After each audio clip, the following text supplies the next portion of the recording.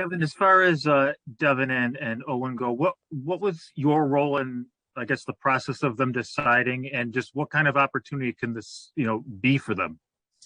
Yeah, I think it's obviously very exciting for them individually, and I said this to you guys before. Anytime you're able to put your country's jersey on and represent in that way is very meaningful at any level. From all the way back when you're 16 years old through U18s, World Juniors, and certainly on a World Championship, and then in an Olympic stage. It's, I think, just an incredible honor. So we're really excited for them. We're proud of them and excited for the opportunity they have. From my standpoint, in the beginning, it was just to communicate with them or their team staffs and advisors, whoever else was kind of involved, and just say that we were supportive. Whatever they felt they were comfortable with, we wanted to support. I look at this as an opportunity on a development path of just another experience, another stage, another learning type experience. And, I look at it as a tremendous honor and a lot of positives. Thank you. Hey, Kevin, John Worrell here. I know everybody's focused on Levi and Owen, but what do you make of the fact that, Eric Stahl is a member of this team, a former teammate of yours, and what he might lend to that group, given his experience and just what does he give, what can he present to that team, do you think?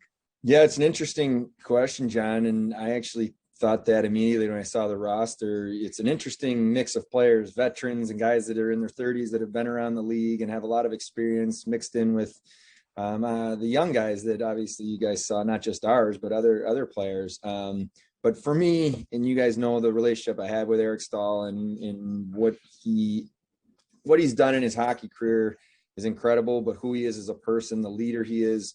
I am so excited for Devon and Owen to spend that time just being around him. I know there's other good people there in that locker room as well, but just, the day in and day out, picking someone like that's brain that's played that long and won Stanley Cups and Olympics and other things that he's done, and just how he prepares for games. And I said this last year, I think just Dylan Cousins sitting next to Eric in the locker room is something that he'll carry with him the rest of his career. And I'm really excited for our two guys to have that. Thanks.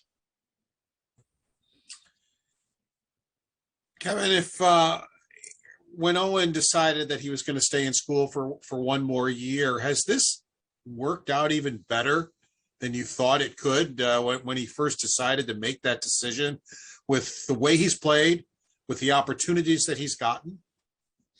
Yeah, Paul, it says a lot about Owen, who he is as a person and the maturity he has. I use the word, he's very self-aware. Owen's extremely self-aware of his game, what he does well, what he wants to work on. Whenever I go watch him play and I talk to him after game, he immediately gives a breakdown of his games. I liked what I did here. I think I need to do better there. It's impressive at a young age to see that. And I think part of his mindset of going back for this year was to grow, and he's attacked the season. This player, to me, sums up the type of people we want on the Buffalo Sabres and in our locker room, people that get up every day and want to be better. And you see the growth that he's taken this year. Certainly going back and being part of a great college hockey team and getting the experience of what it's like to play in front of 6,000, 7,000, 8,000 people and the band's going. I think he wanted that, but it was bigger than that. The World Juniors obviously started. He did exceptionally well. It got cut short, unfortunately. And then I think this is a bonus, getting an opportunity like this, which still provides him a great experience, and then the ability to come back and, hopefully meet back up with his teammates there in Ann Arbor and go on a run towards the end of the season. What about Devon? I mean, you knew you were getting a good goalie. You wouldn't have traded for him. But has he even been better than you kind of imagined he could be at Northeastern? Well, this is where, it's really important in my role to have extremely talented people around me and smart and hardworking. I give Seamus Kodak a lot of credit from our development and scouting staff on the goaltender side. There was a lot of people that were on me when we were going through those negotiations to stay on this kid, to stay on Devon. Obviously, I had watched him play, and I did, watch him through World Juniors.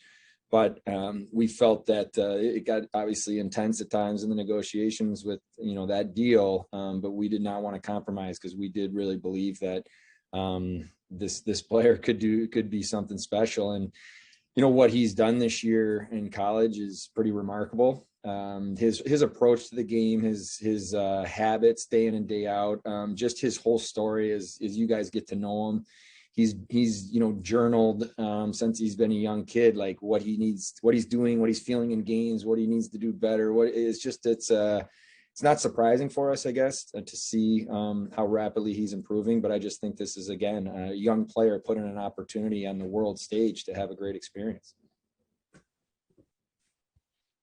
And Kevin, through your own research and perhaps talking to other GMs, are you satisfied that the protocols will be all right for these guys once they're out there?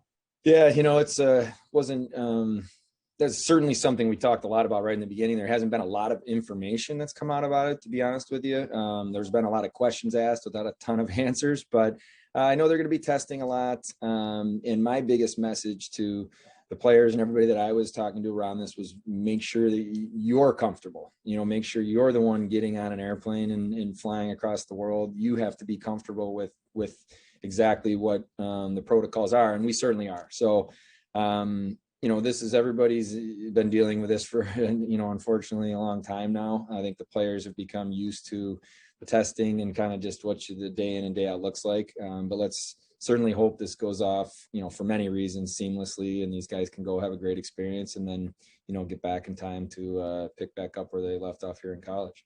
And one other thing regarding the NHL announcement today on the Heritage Classic, I'm assuming that hour back was just a sun study potentially. And my second question would be, can we assume that means that even with the capacity situation in Ontario, this game is going to be a go? That is the plan, Mike. I think the time change didn't have anything to do with anything other than what you said and just, where it made the most sense to put the game. I spoke as recently as last week to Bill Daly, just checking in on it. They're obviously monitoring the situation, but as of now, the plan is, full steam ahead here. And I know our players are excited, and we hope that it can be a go. And I think as of now, it looks like it's going to be. As we know, we never know where the world's going to be, a day or a week or a month from now, but all signs indicate that we'll be playing. And, and regardless of if you've played in a game like that or not, it's special. Players enjoy that. And I think our guys are certainly hoping it happens. Hey, Kevin, in regards to Owen, have you given any thought of where he might be in April once his season's over in your discussions with his advisors, and the possibility of him actually having the chance to play at college, the World Juniors, the Olympics, and the NHL? Yeah, it's interesting when you lay it out like that. I have, I've spoke to his advisor, who I know, extremely well. I've gotten to know over the last year, and Paperson, and we've open communication. We're on the same page. He is Owen, in terms of what we've seen when we drafted him, is everything that we were hoping as we moved into this year. A player that can be big minutes at the highest level, play in all situations, and has the mindset of growth mindset of how do I get better? I want to be a dominant player. He doesn't just want to come in and play. And I think that's part of the process he's gone through of why he wanted to go back to school is I think I can do more. I can get better and I can be more ready. So he's taken those steps. But yeah, we've had those conversations and we're getting excited for sure. So there is an expectation that if all goes well, that he could be in the Sabres uniform. Yeah, I mean, for us, I don't want to get ahead of it because I think it's important for him to stay present and stay in the moment of what he's doing and what he's focused on. And I don't want in any way to be a distraction from that. But, he ultimately knows where he wants to be. We ultimately know where we want him to be. And we've had those conversations just, to prepare. And so we'll let this play out. And, but yeah, so for me, it's exciting, but I just want to let him focus on today and, over these next few weeks, let him do his thing. I get that. And just one question about Levi and how you talked about him playing on the world stage. He's already done so and been successful. What is it about him that you think gives him the potential to not only, play at the Olympics, but succeed at the Olympics, that stage isn't too big for him? Well, he's from the moment I called him after we made the trade, he had just a calmness and maturity about him that came across immediately. And I had heard all of the stuff before. You do your due diligence, but that was impressive to me. And I've been on a lot of those calls, or on the other side of those calls. Sometimes your head's spinning, and he just had this calmness and maturity that, okay, this is great. I'm excited.